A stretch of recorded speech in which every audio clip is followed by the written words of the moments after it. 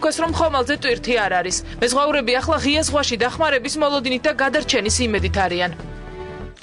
ქართული კლუბის წარმატებული გამოსვლა ევროპის ლიგაზე გორის დილა მეორე საკვალიფიკაციო ეტაპის საპასუხო მატჩი დამაჯერებელი ანგარიშით 3-1 დანიის ორხუსი დაამარცხა. მატჩის მესამე წუთზე სტუმრები დაწინაურდნენ, მაგრამ გორელები მეორე ნახევარში უპირატესობას დაეუფლნენ და 3 ბურთი გაიტანეს. დანიელთა კარი ორჯერ მათე ვაწაძემ, ერთხელ კი გიორგი შაშიაშვილმა აიღო. დილას მომდევნო მეტოქე ანურთოსისა და ლევადიას შორის გამარჯვებული იქნება.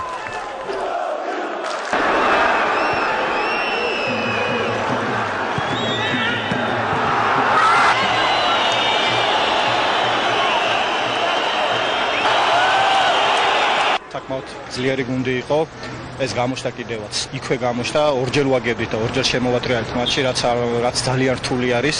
საკმაოდ პირველ ტაიმში ძალიან ცხელო და ძალიან გაგვიჭირდა.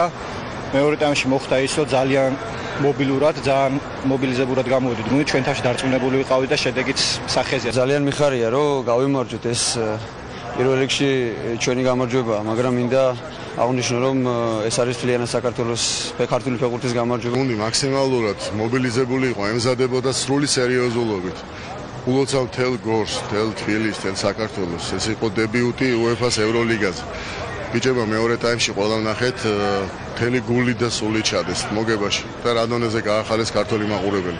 ველოდით, იმიტომ რომ ჩვენი გუნდი აშკარად ჯობდა და უნდა მოვიგო. ძალიან სასიხარულო გამარჯვება, ეს არის ჩვენი გორის დილას ერთ-ერთი კარგი წარმატებაა და სოფლიო ასპარეზზე გასვლა წარმატებას უსურვებთ. გორის დილას ესეთი კარგი ბევრი გამარჯვება და ბევრი გოლები, რომელიც გაახარებს მთლიანად საქართველოს და გორს.